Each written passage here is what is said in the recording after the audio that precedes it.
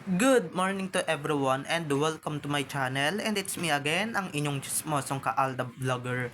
Gusto ko munang magpasalamat sa inyong lahat sa mga walang sawa na tumatangkilik, nanonood, sumusuport at sumusubaybay ng mga content ko here on my YouTube channel. So wag ninyong babaktawan o lalaktawan tong ating content ngayong araw. I'm sure na hindi ninyo pagsisisihan na pinanood nyo ito mula umpisa hanggang hulihan, and syempre wag na wag kayong mag-i-skip ng segment, okay? Buuin nyo to start to finish, and don't forget to share this video.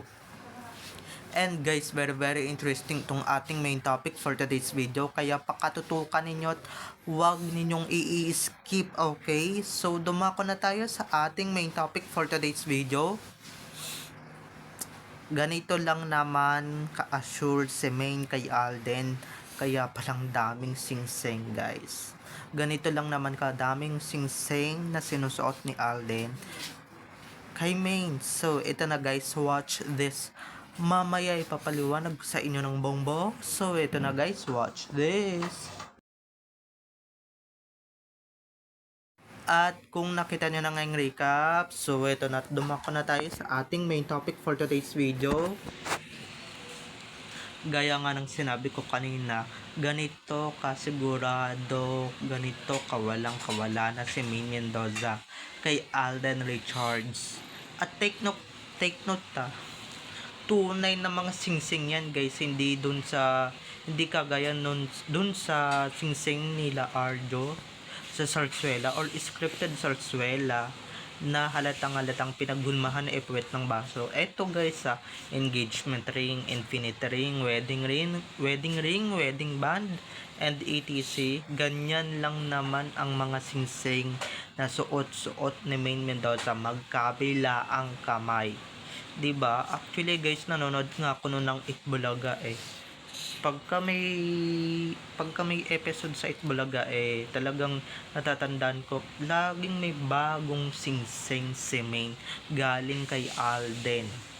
'Di ba? Ganyan talaga nilalak ni Alden si Maine para 'di ba? Kahit magka-drama man or gumawa man ng sarsuela, gumawa man ng ganito, gumawa man ng ganyan scripted, aba, 'di ba? Kahit gumawa si Ming ng mga ganong scripted na sarsuela or acting, maski si Alden, talagang ina-assure na nila yung isa't isa na talagang sila lang talaga ang uuwian, and syempre sila lang naman ang dadaganan. Wow, 'di ba? San ka pa 'di ba? Ganyan kayaman si Alden, at huwag kayong basta-bastang ng lalait guys. 'Di ba? Dahil hindi scripted 'yan. Plus na yung sa Kalye-Serie, plus na dun yung sa Kalye-Serie wedding na syempre alam naman na natin na actingan lang yon, di ba? Yung mga personal na singsing, personal na regalo ni Alden kay Maine or niregalo ni Alden kay Maine, talagang mga mayayaman or talagang yayamanin ang halaga. Huwag kayong basta-basta, milyon ang halaga. At take note, pinaghirapan ni Alden yun, pinagtrabahuhan niya yun bago niya bigyan si Maine ng ganong kamamahaling singsing. At take note, galing pa sa iba't ibang bansa yun, kung saan laging pumupunta, laging suki si Alden. Doon niya talaga binibili ang mga bagong singsing na sinusuot or nasusuot ni Maine, 'di ba? Kaya pala magtataka na lang tayo, ba't laging, 'di ba? May isa na ngang singsing dito, tapos dito may isa pang singsing, 'di ba? May isa pang singsing. So anong ganap nun, 'di ba? Anong meaning nun? 'Di ba, kung hindi kayo ADN at or hindi kayo Aldab Nation, talagang nyo na yan, makakalimutan nyo na yan syempre sa katagalan ba, diba? Pero kung or baka hindi nyo na rin talaga matatandaan kasi nga bumalimbing at bumaligtad kayo, diba? And syempre naging walang hiya na kayo, diba?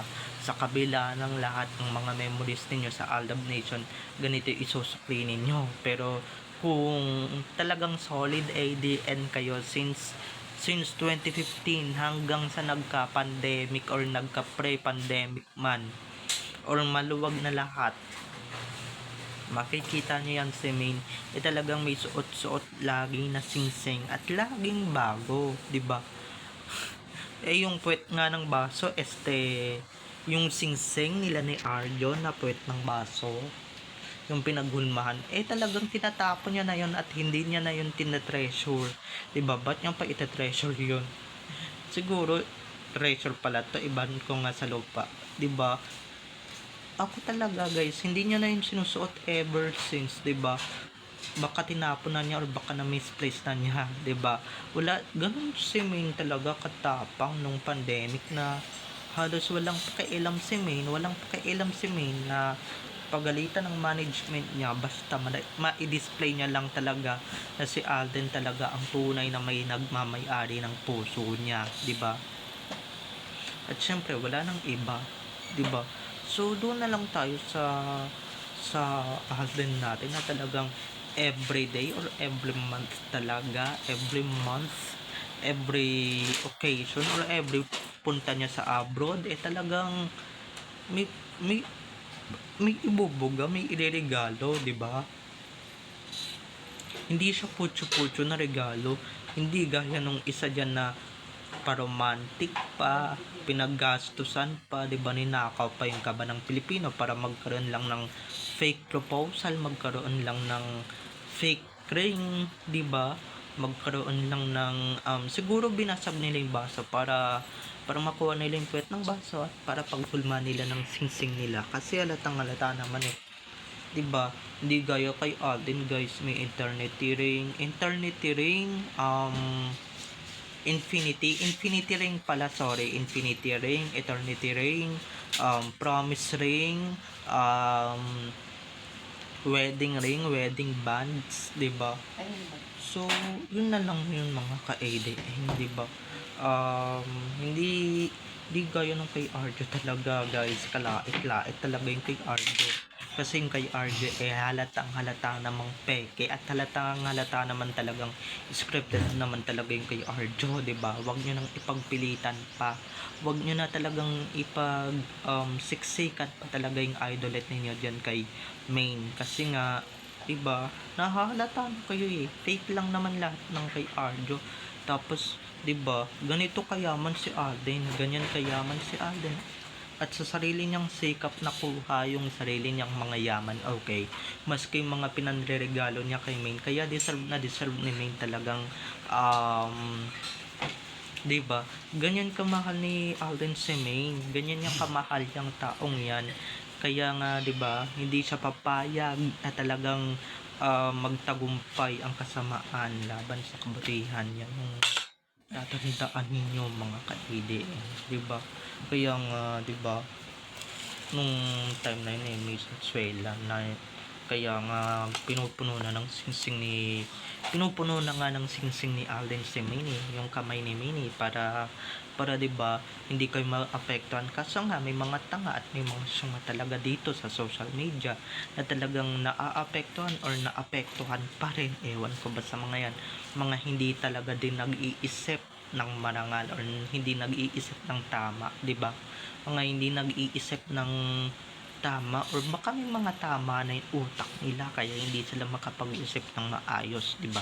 Hindi sila makapag-isip ng wasto sa utak nila. Kaya kung ano-anong hallucination yung naiisip nila. Talagang dito pa lang mahahalata nyo na talaga na iba talaga yung niregalo ni Alden kay Main, 'di ba?